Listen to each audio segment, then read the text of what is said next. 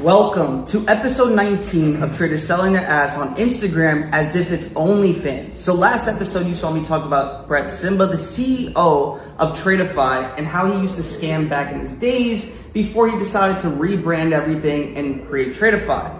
He decided to comment on that video and say at least TRADEIFY has paid out over $150 million. Oh, well that's amazing. But remember the reviews I said on their website, how they had all the same at names and it didn't look right? And then we went to the agreement and it says that they can basically put up any review on their website and it can be fake because it's part of the agreement when you purchase something. So take a look at this.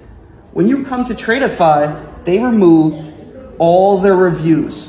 Why? Because Nour Trades outed them and now they don't feel right keeping that on the website because everybody sees that. So a company that paid out $150 million, just remember who made them change their website, Nour Trades. And Brett Simba, since you like changing things on your website after I mention it, I bought brettsimba.com that leads you to tradersellingass.com. And we made you a special place on the website where people can go and report all the things that you did in your past, like all the scams and schemes you ran on your Twitter. If you want brettsimba.com, make sure you contact me about that $150 million payout that you've been making.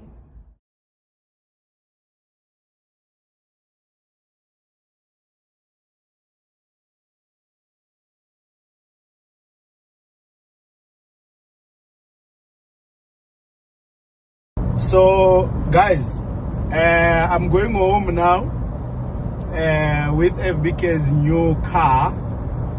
We just bought a new car. It was cheap, man, 1 million.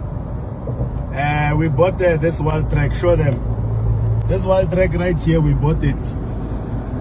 You see this one? You see it? Bring the camera to me. We bought this wild track 1 million using KGP markets. Sign up on the KGP markets is the AI of brokers. 5-minute withdrawals are in tape. So this guy is going home right now.